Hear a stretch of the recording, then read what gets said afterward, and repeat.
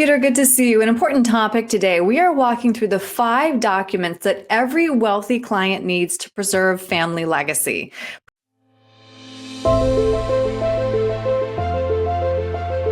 Proactive planning is vitally important when it comes to intergenerational wealth transfers. For the wealthy, the stakes are often higher, the mistakes are magnified, and most, if not all, members of the family have an incentive and often the means to litigate if things don't go their way.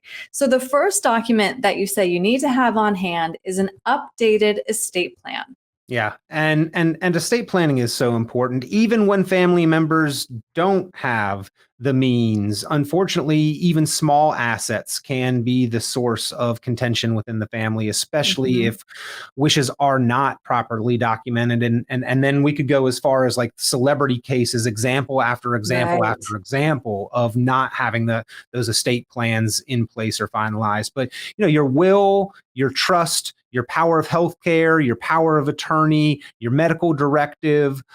Those are things that are going to help you into and through the probate process, or in many cases to avoid the probate process with certain assets. And I once heard probate described as a lawsuit that you place on your family on behalf of your creditors after your death. So it's not a pleasant process, and it is not necessarily an inexpensive process. So you can either front the bill for the expenses of that up front, or that can be done through the probate process and experienced by your family as part of the estate planning process. But yeah, it's very important that you've got all of these documents, and your team of professionals, your attorneys, your legal professionals, along with your financial and maybe tax professional coordinating, can help you know which specific documents are needed and appropriate for your situation. And then second part of that wheel that we see, various trusts when needed. And these can be a little bit more advanced for very wealthy clients. Right. And trusts are more advanced. Now, there are spillover trusts that can be formed as part of a will, but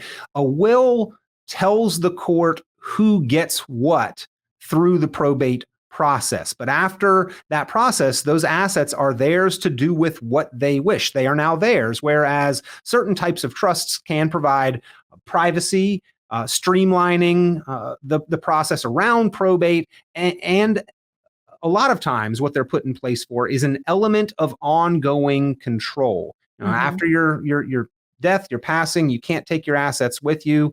Whether you go up, down, sideways, the assets stay here and they are passed on. Well, the trust can put terms in place, conditions and limitations on how those assets are to be used and utilized. And there are many different examples of different types of trust. There's revocable, there's irrevocable, there's special needs trust, there are IRA trusts, there's family trusts, there's life insurance trust. So depending on the specific circumstances of you and your family and your wishes, again, your legal team, maybe in coordination with your financial and tax professionals, can help you determine. But all of this conversation in its entirety, Erin, is because so many people overlook the necessity of the legal planning side of things. And the financial planning can be impeccable. But if we have not done the legal planning in complement with that, you may be missing the boat, and things can crumble very quickly, unfortunately. And another document, and I know communication is something that's very important to you. You're always preaching this, a legacy letter.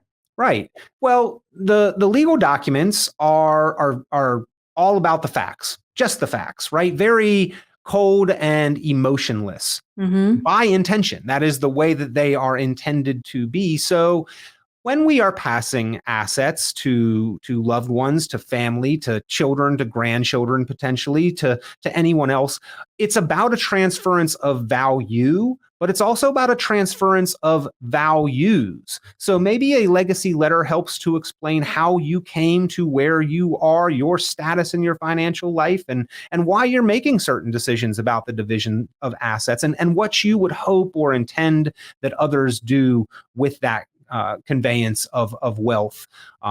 It really is a difficult process for family, and having that letter, having something explained, having a piece that helps to facilitate the explanation of why certain decisions were made, or helping to transfer the values that helped you to accumulate the wealth may be of great importance and appreciation by the family. The reason I like that one personally, Peter, is if you are averse to having those hard conversations in life, just put it in the folder. Yep. A lot of people are. Money is a very sensitive topic, and a lot of families are very buttoned up and closed lip about having conversations about money. Maybe this is the one opportunity, although I think we'll get it here in a second. I would encourage you having those conversations earlier rather than waiting until a letter to explain some of these things. Yeah. And part of the plan also in documents, a family governance plan. Right. And again, this is something that I think is great to have in place to explain how certain assets are to be divided, and maybe more importantly, where there are co-owned assets after your passing, how decisions are to be made, who is capable of making what decision on what topic, basically dictating who is in charge of certain assets. We'll get specifically into a business in a moment, but that's a big one where there is a business interest involved, or maybe where there's a property or several different properties, how that is to be managed and executed by an administrator, executor, or kind of a committee of family members. Running the family can be like running the business, which is why the number 5 is a succession plan for the family business. Right. And especially with a family business, how that gets passed generationally can be of utmost importance to the person who built the business, to those who are receiving a business, maybe potentially for generations of family members. And so we want somebody who is capable, who is knowledgeable, who is understanding of the details of the business to be the one in charge. We would hope to pass that, but we don't want to give another family member less than their fair share of the wealth that the family has built potentially through the business. So, the family business succession plan is important. It is a specific conversation within a legacy or estate plan, and often can go back to some of those other things that we talked about, specifically like here, maybe a life insurance policy or even a life insurance trust can help the individual who would want to own the business buy out those family members who might not have an interest in running the day-to-day of the business thereafter. Peter, thank you so much for laying these documents out for us. It's helpful to see them kind of listed one by one. If somebody has questions about these documents, because this can be some real advanced planning, what's the best way to reach you? Well, I am not an attorney, right? I know enough to know where these documents are valuable, where they could present some benefit, and I do have connections with attorneys. So if you have questions about this, we can talk it over at a high level, but to get into the details, we may need to consult with either your attorney to make sure these things have been done and coordinated with the financial matters, or we could introduce you to an attorney that we work in coordination with. So to get the conversation started, though, you are welcome to give me a call here at Richon Planning, 919-300-5886, 919-300-5886. You can email me, peter@richonplanning.com, or again, just the website, richonplanning.com is the domain to visit there. All right, Peter, thank you. Absolutely important topic. And unfortunately, I meet with people all the time that have not addressed these items, Erin. So very, very important, ladies and gentlemen. Glad we're talking it through. Peter, thank you very much for your time today. Thank you.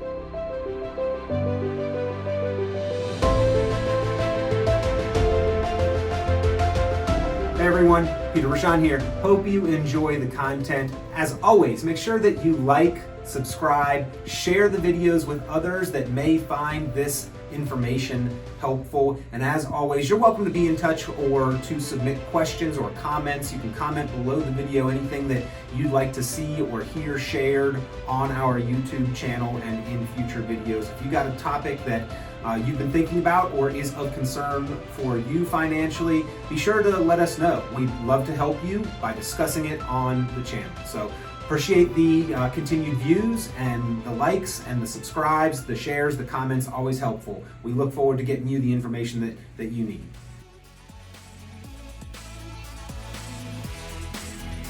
This has been Planning Matters Radio.